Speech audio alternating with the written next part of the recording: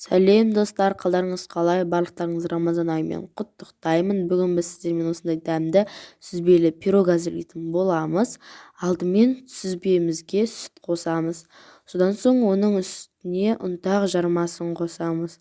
Содан соң оның үстіне құм шекер қосамыз.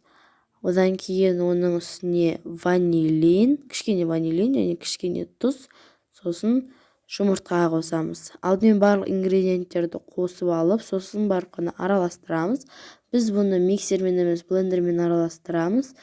Блендермен араластырмас бұрын қолмен осындай қасық секілді қылып айналдырып араластырып алу керек, себебі шашырап кетуі мүмкін. Менде қамыр осындай болып шықты. Сіздерде де дәл видеодағыдай болып шығу керек. Енді біз қамырымызды ыдысқа құймастан бұрын ыдысымызға сары майды жағып аламыз. Сары май жағып болғаннан кейін оның үстіне ұнтақ жармасын сеуіп шығамыз. 4 бұрышты осы ыдысты толтырып сеуіп шығу керек, бірақ көп сеуудің қажеті жоқ. Сосын оның үстіне біз қамырымызды құямыз.